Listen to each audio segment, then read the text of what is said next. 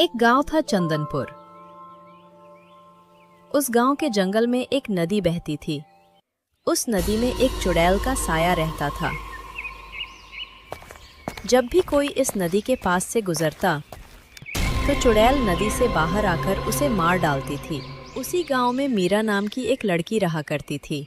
वो बहुत ही सुंदर होती थी, लेकिन उसकी सुंदरता ही उसकी जान की दुश्मन बन जाती थी। एक दिन जब मीरा बाजार से घर लौट रही होती है, तभी विक्रम नाम का एक लफंगा उसे अकेली देखकर रोक लेता है।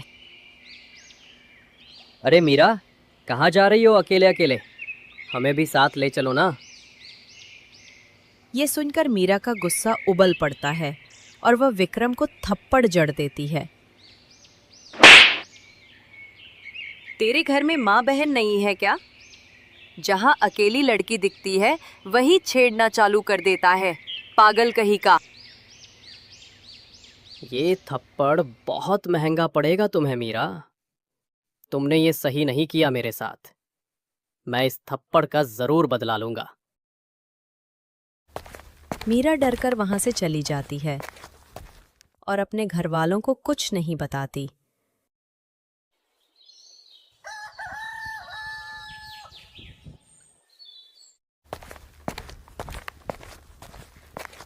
कुछ दिनों बाद विक्रम वहीं आकर मीरा से झूठी माफी मांगने लगता है और कहता है, उस दिन मैंने तुमसे बहुत ज्यादा बदतमीजी की थी। मुझे माफ कर दो मीरा। और चलो, मैं तुम्हें घर तक छोड़ देता हूँ। तुम तो मेरी सिस्टर जैसी हो। विक्रम की इतनी प्यार भरी माफी सुनकर मीरा बहक जाती है और उसके साथ चल पड़ती है।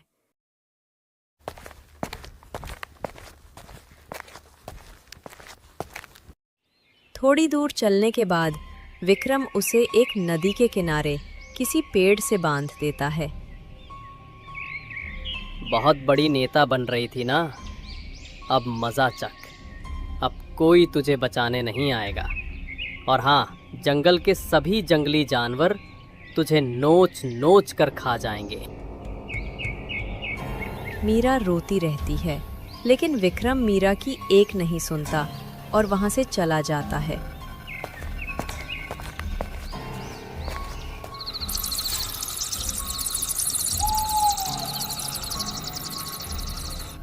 मीरा को रात हो जाती है।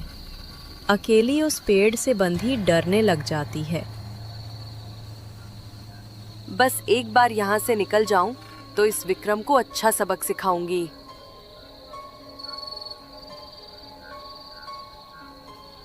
मीरा की आवाज सुनकर नदी से चंदन नाम की एक चुड़ैल बाहर आ जाती है। कौन है जो आज मेरा शिकार बनने आया है? कौन रो रहा है ये?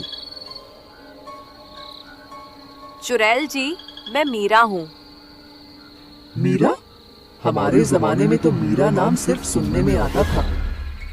अब लोग क्या क्या नाम रखने लगे हैं। अच्छा, अब तुझे खाने में मजा बहुत आएगा। ये मेरा नाम मीरा है। मुझे यहाँ एक लफंगा बांधकर चला गया था। मुझे मत मारो, मुझे घर जाने दो। मीरा को इस तरह रोते हुए देख न जाने क्यों चुड़ैल को उस पर दया आ जाती है। रो मत, पूरी बात बता। तेरे साथ क्या हुआ था? मीरा पूरी बात उस चुड़ैल को बता देती है। ये सुनकर चंदन चुड़ैल को भय और गुस्सा दोनों आ जाता है। मुझे भी मेरी जिंदगी में कुछ ऐसा ही झेलना पड़ा था। मुझे भी कोई ऐसे ही बांध कर छोड़ गया था।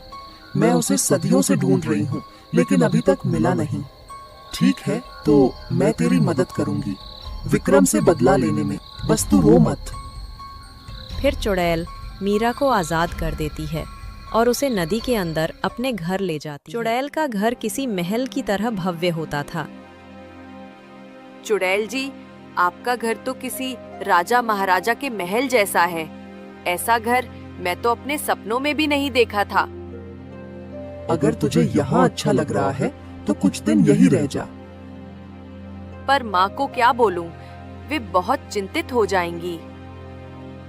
अरे तू उनकी चिंता मत कर, मैं उनका ख्याल रख लूंगी। तू बस यहाँ सुख का आनंद ले। फिर चंदा मीरा की शक्ल अपना लेती है और मीरा के घर चली जाती है। मीरा की माँ कमला को बहुत चिंता हो रही थी। मीरा, कहाँ थी अब तक? मैं कब से तेरा इंतजार कर रही हूँ। कोई टाइम की परवाह है कि नहीं? कुछ नहीं माँ, दोस्तों के साथ घूमने चली गई थी और समय का पता नहीं चला। लेकिन माँ, मजा आ गया तुम्हारी डांट सुनकर। फिर चुड़ैल खाना खाकर मीरा के कमरे में चली जाती है।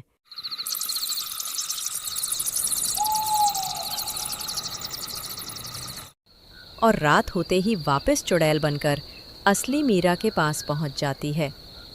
सोना, तुम्हारी माँ की डांट सुनकर तो मुझे अपनी माँ की याद आ गई। वो भी मुझे ऐसे ही डांटा करती थी और फिर प्यार भी इतना ही करती थी। तुम कितनी खुश नसीब हो मीरा, जो तुम्हें इतनी प्यारी माँ मिली है। फिर चुड़ैल वहां से मीरा का रूप लेकर वापस मीरा के घर चली जाती है।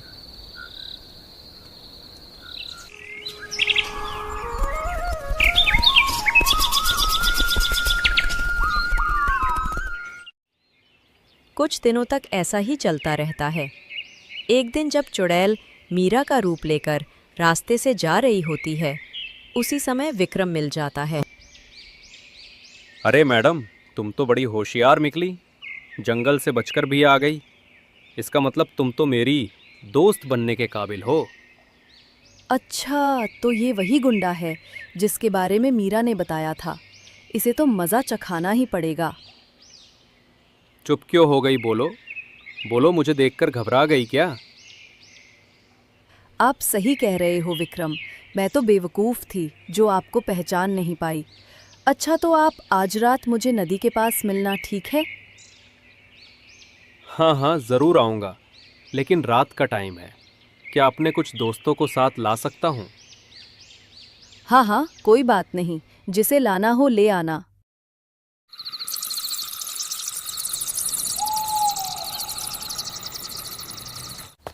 रात को विक्रम अपने दोस्त गुल्लू और मनोज को साथ लेकर उसी जगह पहुंच जाता है। पर गुल्लू और मनोज जंगल की अंधेरी रात से दोनों डर रहे होते हैं। यहाँ कुछ अजीब सा लग रहा है विक्रम भाई, मुझे कुछ ठीक नहीं लग रहा इस जंगल में। विक्रम भाई, ये गुल्लू भी ना कितना डरपोक है। जरा कुछ होता नहीं, ये साला डरने लग जाता है। तभी असली मीरा वहां पहुंच जाती है। विक्रम खुश हो उठता है। उसे पता नहीं कि ये सब उस चुड़ैल की चाल है, लेकिन विक्रम इस सब चालाकी से अनजान था। तुम आ गए विक्रम, अच्छा किया जो तुम आ गए। आज तो बहुत मजा आने वाला है। अरे वाह विक्रम, तुम तो अभी से मेरी सारी बातें मानने लगे हो। अरे मीरा, जब तुम मान गई तो मैं क्यों नहीं मानूंगा। तभी वहां चुड़ैल आ जाती है और चुड़ैल को देखकर विक्रम की हवा टाइट हो जाती है। गुल्लू और मनोज चुड़ैल को देखकर डर कर भागने लगते हैं। अरे रुक जाओ, कहाँ भाग रहे हो दोनों मुझे छोड़कर? गुल्लू और मनोज विक्रम की एक न सुनते और वहां से भाग जाते हैं। क्या हुआ रे विक्रम, तेरे दोस्त तो भाग गए, अब तू क्या करेगा अकेला? कौन हो तुम? मैंने तुम्हारा क्या बिगाड़ा है?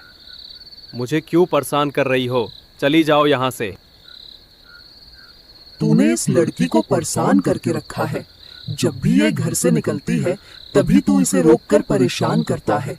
अब इसकी सजा तो तुझे मिलेगी ही। गुल्लू और मनोज भाग रहे होते हैं। तभी रास्ते में उन्हें विक्रम के पिता धर्मपाल मिल जाते हैं। दोनों रुककर धर्मपाल से कहते हैं, अंकल, जल्दी नदी के पास पहुँचो, विक्रम की जान खतरे में है। एक चुड़ैल ने विक्रम को पकड़ लिया है। धर्मपाल जल्दी दौड़कर नदी के पास पहुंच जाता है और देखता है कि एक चुड़ैल ने विक्रम को पेड़ से बांध रखा होता है। छोड़ दे चुड़ैल मेरे बेटे को, इसने क्या बिगाड़ा है तेरा जो इसे पेड़ से बांध रखा है? अच्छा, तो तू है इसका बाप? मुझे पहले ही शक था कि तेरे जैसा ही कोई नालायक इसका बाप होगा। अरे तू है कौन? मैंने तुझे पहचाना नहीं। आखिर है कौन तू? मैं चंदा हूँ, जिसे 15 साल पहले तूने इसी जगह पर मार डाला था।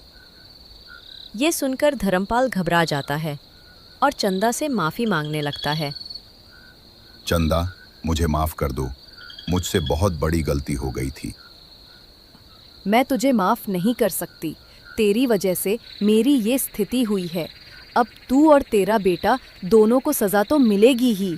इतना कहकर चुड़ैल धर्मपाल को मार डालती है और फिर विक्रम को मारने ही वाली होती है। तभी वहाँ मीरा की माँ पहुँच जाती है। चंदा बहन, तुमने मेरी मीरा को अपनी बेटी मान ही लिया है, तो कृपा करके मेरी एक बात मानो। इस लड़के को सुधरने का एक मौका दे दो। कमला की विनती सुनकर चंदा शांत हो जाती है और विक्रम के लिए उनकी ममता भरी बात मानते हुए विक्रम को छोड़ देती हैं। विक्रम, अगर तेरे अंदर थोड़ी भी शर्म बाकी है तो अब यहाँ से चला जा। और ध्यान रखना, किसी भी लड़की की तरफ अपनी बुरी नज़र उठाई तो ललिता बहन के कहर से तुझे बचाने वाला कोई नहीं होगा। इस बार तुझे माफ़ किया जा रहा है, पर अगली बार माफ़ नहीं किया जाएगा।